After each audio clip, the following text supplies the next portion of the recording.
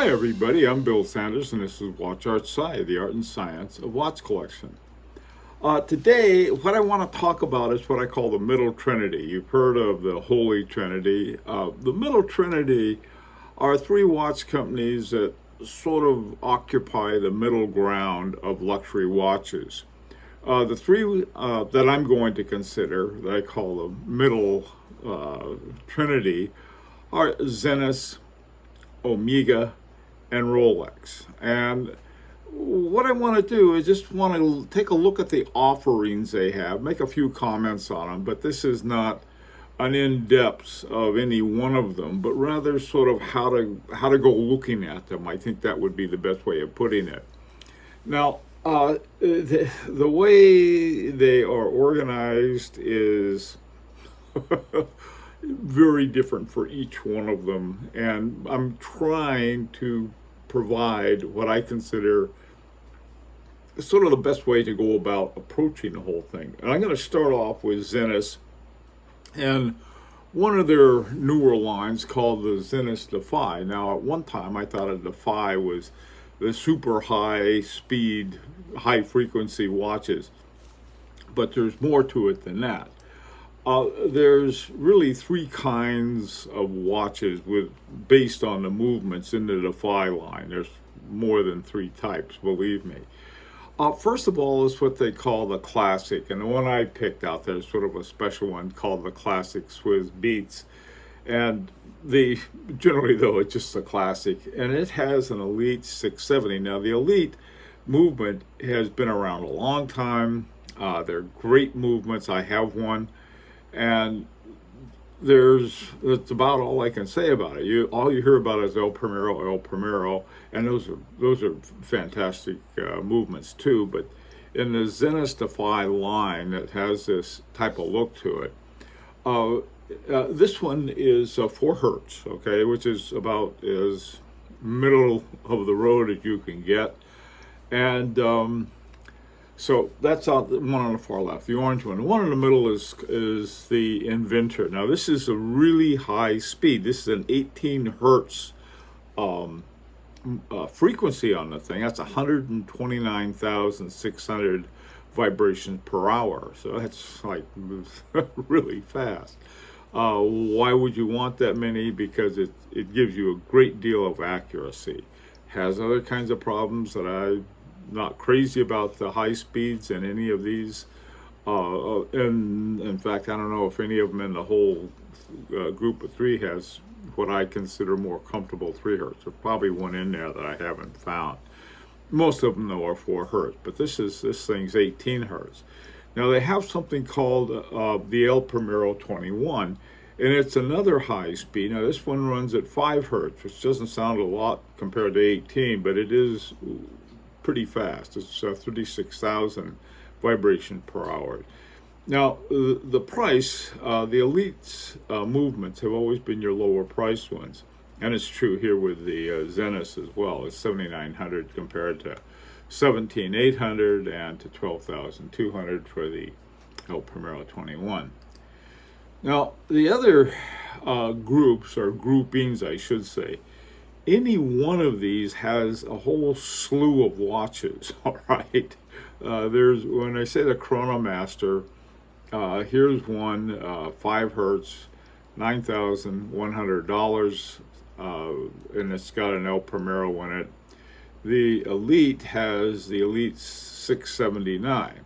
Now the Elite is both the name of a movement and it's one of the lines of watches they have. They call it the Elite. This particular one in 18 karat gold is $9,600, and the steel version is $4,700. Now finally is the Pilot, and this particular one's called the Extra Special, and this is the newest one in one model that they have. This one runs about $8,300, and they have them a lot lower than that. But they also have the Elite 769 or 679 movement in it. They're generally referred to as a Type 20, so that's their Pilot line. Now the next one I want to look at is the Omega. And the Omega, again, they're divided into 4 different groups, actually 5. They have a specialties group, but then some of those are in these other ones. They have what they call the Constellation, the Seamaster, the Speedmaster, and the DeVille. But really what they have, over to the left there, you see the Globemaster, Constellation, Seamaster 300, Railmaster, all the way down to the 1957 trilogy. Okay, so let's take a look at these. I'm not going to try to go through that whole giant list that they have because it gets really very confusing. So just think in terms of the Constellation, Seamaster, Speedmaster, and DeVille. By the way, for all 3 of these watches, if you want to find out about them, go to their websites and just spend some time there. But this is, like I said, this is sort of one way to approach them. Now, in looking at Omega, the first 3, the Constellation, DeVille, and Speedmaster. The Globemaster is a coaxial, one of the main features of Omega watches. And this particular one, you can see the dates around the edge of the dial there. This particular DeVille, and like I said, there are lots of them. This is a chronometer annual, which is an annual calendar. It also has a coaxial escapement at 10,600. And finally, it's a Speedmaster.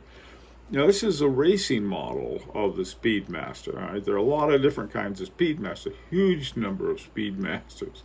And this one is near the bottom price-wise, around $4,700. One of the groups that's huge, I better treat separately, are Omega Seamasters. The one we think of is usually as the Diver 300. Now, this particular one is $5,200. Then there's the Aquaterra, this is another more of a world timer, $9,100. And then the Railmaster. How the Railmaster ended up with Seamasters, I don't know, but that's how they categorize them. Railmaster happens to be one I like a lot. This particular one with the metal band is $6,800. Now, what about the Moonwatch? Well, this year is very special for the Moonwatch because this is the 50th anniversary of when the first Omega landed on the moon, and Buzz Aldrin was wearing it on the outside of his spacesuit. And now this one they have, I really like a lot. It's not a coaxial because they didn't have coaxials back then on these watches. And second of all, it's hand wound, which I really like. I like hand wound watches. It's sort of like a stick shift of a watch. And this particular one, if you're interested in a Moonwatch, I don't know how long they're having this. They may just have it for this year, but they have this special case that it comes in. It includes a NATO strap, so you can take off the metal band and put on a NATO strap for whatever reason. But it also has an astronaut strap that they use, that they put on their watch when they, to go around the big bulky spacesuit. And so they have this big long band for that you can put on too. And if you're wondering what in the world would I ever do for that, I walk in the winter time and I got to wear these big bulky things. And if you're interested in timing your walk or something like that, that might come in handy. And they provide a little tool for you that you can remove the bracelet. They also have a loop, and then there's some kind of little medallion, and I think this is all celebrating the 50th anniversary. Then on the back, they have the first watch worn on the moon, little sign, all of that good stuff. But what I like is the caliber 1861. Now, the one that was actually worn to the moon was the caliber 321, which was actually a little older one than the current one at the time, because that caliber up to 1968 they had the caliber 321. Then they changed it to 861, and that was updated to 1861, and it's virtually the same movement in the caliber 1861. It had another one that came later. It was called the 1863 that was fixed up some more. But this is about as close as you can get as the for a new watch. Now the price is $53.50, which to me isn't bad, but what do I know? The kind of stuff I spend on watches, sort of nuts. Well, anyway, so that's the Moonwatch, and like I said, they have a special case this year, and in case you're interested in getting one. All right, now the last group of the middle range watches is Rolex. Now Rolex, they have a lot of categories, but within each category, they're relatively narrow. Now, I don't mean narrow in a negative sense, but I mean they say, okay, if this is going to be this, it's going to look like this, and the choices are usually, they have two types, several choices that I like.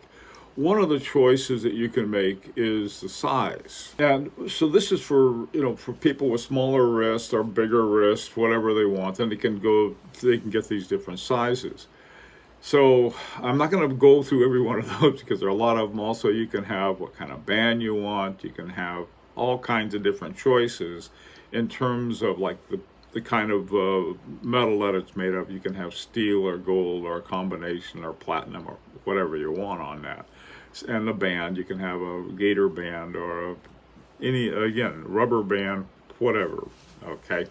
So we're going to gloss over that so we can just sort of take a look at the categories they have and relative to the prices. Now, the Air King is one of the entry-level ones. I like most of these. The Air King is $6,200, and it's time only, and but it's a nice looking watch. It's a good chronometer. By the way, too, all of these are COSC certified. Next is the Cellini, which is probably the least popular of the Rolex watches. And this is their moon phase version of it. Now, these are fairly expensive. Now, this is a gold watch, and it's $26,750. The Date Just is another one. I tried one of these on, and the band that apparently that's showing there is what they call a Jubilee band. I had it on with a regular metal band, and the watch I loved, the band was not so much. Now these are $74.50. The Date is, now to be honest, I didn't know there was a whole lot of difference between the Date and the Date Just. The Date is, they have at 12 o'clock they have the name of the day, and then at 3 o'clock they have the time. And this particular one's in gold, and I think gold and platinum, I think, are the only kind that they have in that. These are fairly expensive. This one's $34,850. Next group is some other ones that are fairly well known, very popular ones. The Daytona. This is a chronograph of Rolex. There's 12,400. And again, one of the problems is that a lot of these are hard to get. Okay, they'll come out with so many, and then you got to get in line or a waiting list or something like that. The Explorer 2, this is one of my favorite, especially what they call the Polar, the ones with the white dials on it. This one's $8,100. They have the newest ones have a nice orange a GMT hand on it. So this is one I like a lot. The GMT Master 2, this was another GMT that I also happen to like. And you have different kinds of bezels you can put on this one. They have one called I think they have one called the Root Beer, and then another one called the Batman, and so forth, depending on the color combination. And I could be wrong about this because Rolex has all of these combinations of where you can put on these bezels and which ones you can't. This is their basic model, 9250. Basically, it's a date with plus the GMT on it. Now the Milgauss is one that when it first came out, it was for anti-magnetic. Milgauss was for handled 1,000 Gauss. Now they got them 1520 Gauss. I don't know if they've changed this particular one or not, but it's another one I happen to like. It's got a little lightning bolt on the second hand. It's time only. It's a nice watch, $8,200. Again, hard to find sometimes. All right, this next group, you have a Sky Dweller, which is another, I mean, the names of them is sort of like something to do with the air or the sea or something like that. Sky Dweller is, this is a newer model of it, and I happen to like it, $14,000. This is in basic steel model. One of the, another entry level, very much so, is the Oyster Perpetual, or just the Oyster. This is $5,700 for an entry level Rolex.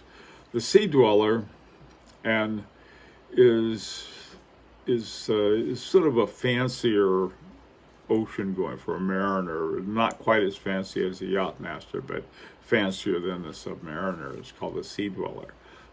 This one's $11,350. Now the Pearl Master 34. This is one.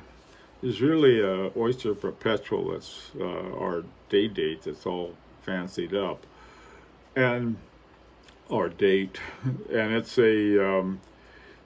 What it is that these are very decorated with diamonds and so forth, and they often will have a mother of pearl dial. They all may have a mother of pearl dial with diamond indexes and so forth.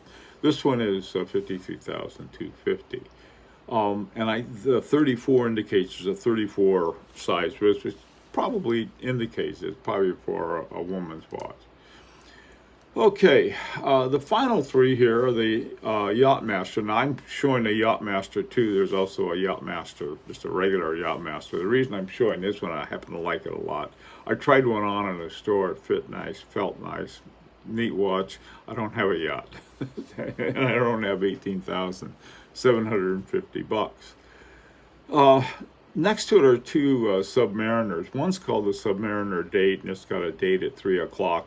And then there's the regular Submariner, $7,500. It has the sort of the diver's quadrant up in the upper right-hand corner, and the bezel that you can turn around. Now, one thing, both Omega and Zenith have tourbillon models. You can go down and you can buy a tourbillon. They're really expensive. They're over $100,000. So they're not wholly available to just anybody who walks in.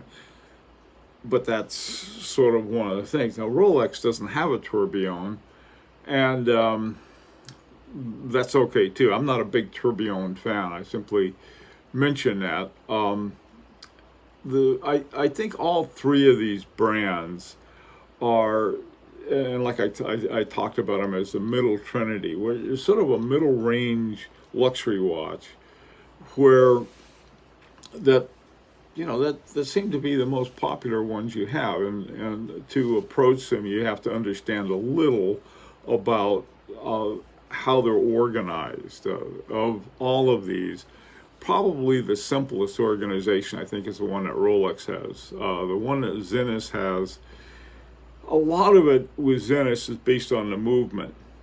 Whether you have an elite movement, an El Primero, which has with a chronograph, or then that super fast one on one of their watches, the Defy Speedmaster. I forget what they call the thing. With Omega, there's so much about the Moonwatch that's their sort of their star, and it's certainly deservingly so. And it's, again, this is the 50th anniversary. 50 years ago, they set a guy on the moon, and that was when the Omega Speedmaster first went there. And they refer to it now as the Moonwatch. And there's a lot of different models, including ones with coaxial. Okay, so in terms of just sort of general things, in a Zenith, look at the movement. That's going to be one of the important determinants. Now, of course, you're looking at functions and style and everything else, but that's a big deal. With Omega, it's a coaxial. Your coaxial escapement is one of the unique features of it, but most of them have it on there. The Moonwatch, this anniversary Moonwatch they have now out with the, I think, 1861, the name of the caliber on it, I happen to like because I like hand wound, and it's sort of a cool watch. And then Rolex has, what Rolex has is, they have, there's they have certain complications in some of theirs. I looked at the complication in the Yachtmaster, and I was very impressed with that because it has a countdown and a few other things too. They're best known. They're very well known watches, obviously, and people like them a lot. So you have these three areas to choose from, and anyway, I'd like to get your opinion. I'm sure a lot of people have one of these or would like to have not only a Rolex, but any of the others as well that we've talked about. I'd like to hear from you, any ideas that you have on that. Now, on Sunday, we're having our collection review. It's going to be, you're going to find it very interesting, very different, I think, this time.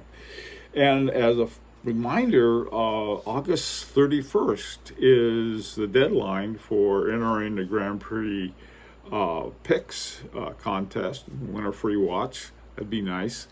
And until then, this is Bill Sanders for Watch Outside, the Art and Science of Watch Collection. And by the way, this is an invitation to subscribe if you'd like.